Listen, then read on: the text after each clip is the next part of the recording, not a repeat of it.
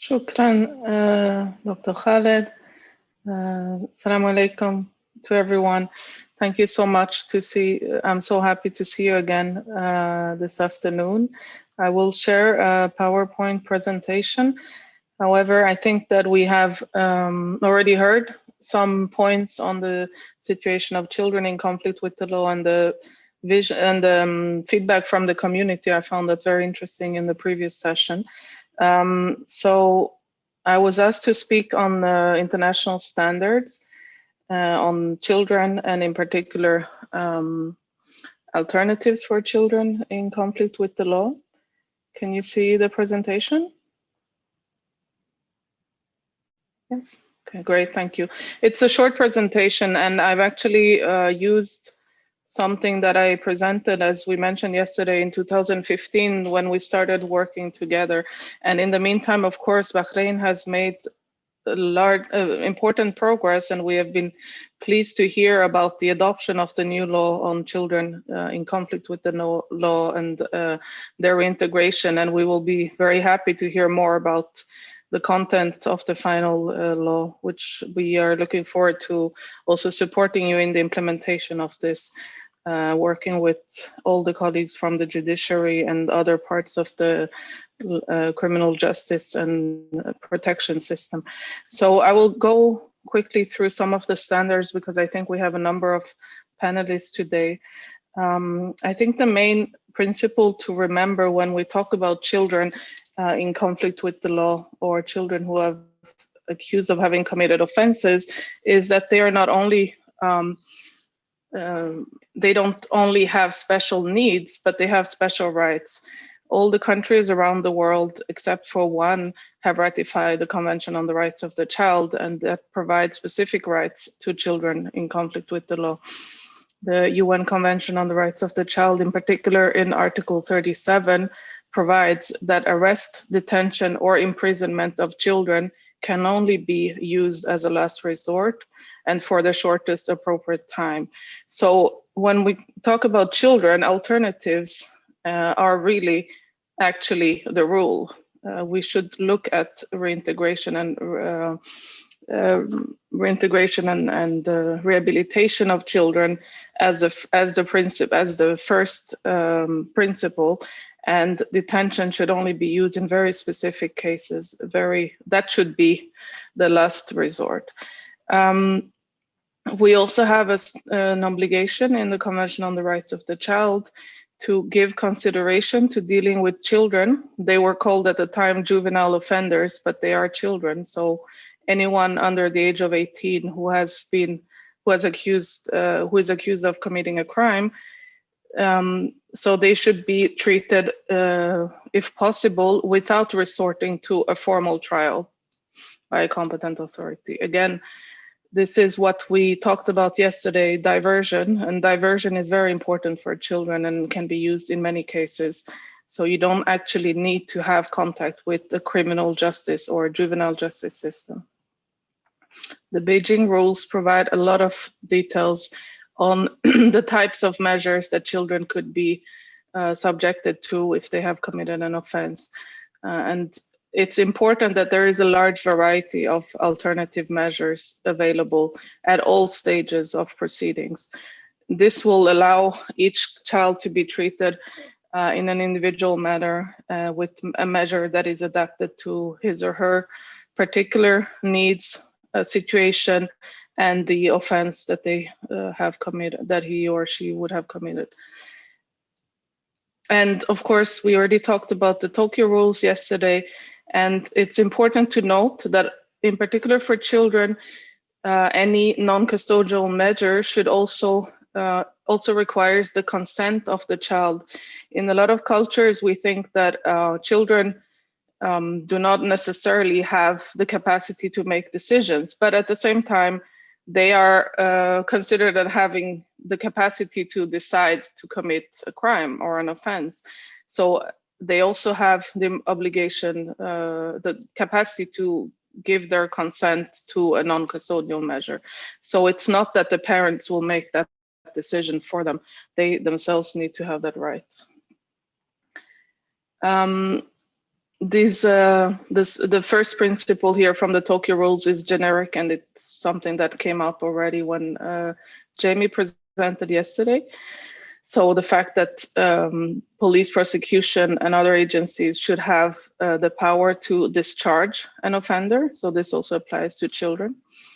The UN model strategies on violence against children also highlight the fact that diversion and alternative measures are effective to prevent violence associated with law enforcement, prosecution activities, and in detention. We know that children in contact with both police and in detention, police detention or imprisoned, are at higher risk of violence, and ending all forms of violence against children is target of the SDGs that all member states of the UN has agreed to. The Vienna guidelines as well provide that diversion and alternative measures should be given primary consideration in view of the social reintegration objective. So what are the goals of alternatives in this case? First of all, of course, as we've already talked about it, I think for adults and in general, they do reduce costs, because we know that both judicial proceedings and detention can be very costly. They are devised for providing a tailored approach to the child's specific needs, and this is very important. So we shouldn't have a blanket decision that all children that have committed a specific type of offense should be held or should be sent to a specific type of measure, but for each case, there should be a tailored approach. They promote, of course, stronger links to the community. We've heard about this before, but they also encourage accountability and responsibility. I think it's important that we understand that the measures, without being all kinds of measures, can really make the child understand and take responsibility for the harm they might have caused. It could, in some cases, they can also provide compensation to the harm for the child, of course, promote reconciliation, reintegration, and they can also have an impact on recidivism. We heard about this before. And when it comes to children and young people, even young adults, there is a lot of research on the fact that many young people commit only one offense. They do not reoffend. So there is not such a high risk of recidivism with children and young people. For instance, a formal warning might be sufficient, and the child will not have any incentive to commit another offense. Oops, sorry. So what are the types of diversion and alternative measures that are provided for children? Of course, formal and informal warnings, counseling orders, restorative justice orders, so orders to go, well, it's an order, but it's something, of course, that the child will have to consent to go through a restorative justice process.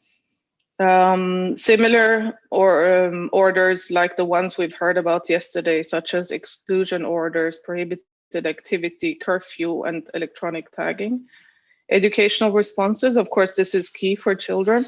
Education, either because the child has not received, has not had access to the education that they might have needed previously, or because they may have special needs that come out from the process.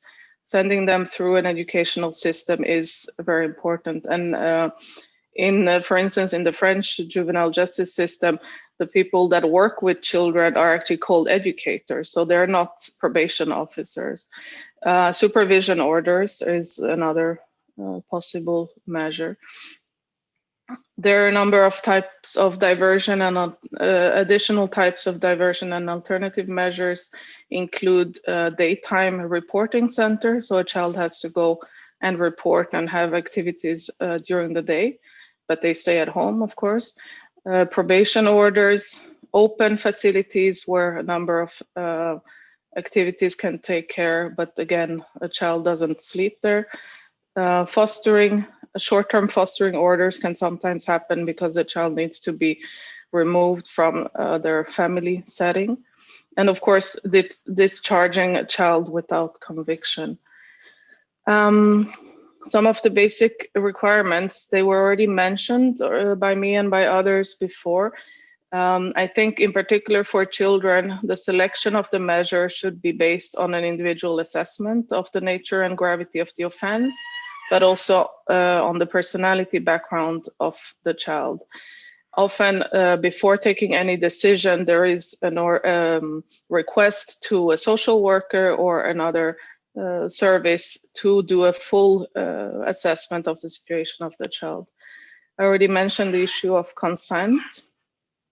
The child also should have the right to request a review of the imposition of non-custodial measures and to file complaints about their implementation. The dignity of the child should be protected at all times. The child rights shall not be restricted further than was authorized by the competent authority that rendered the original decision.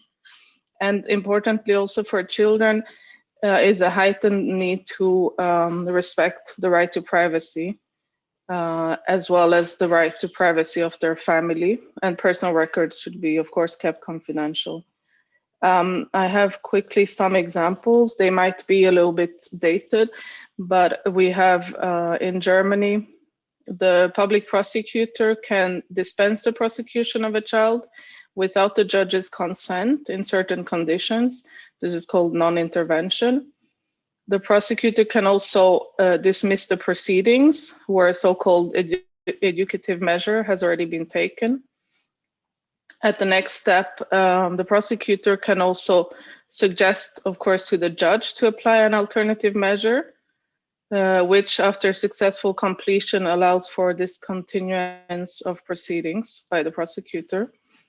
And in cases when the child has already been indicted by the public prosecutor, the judge may discontinue the proceedings and directly apply an alternative measure, which again terminates the proceedings.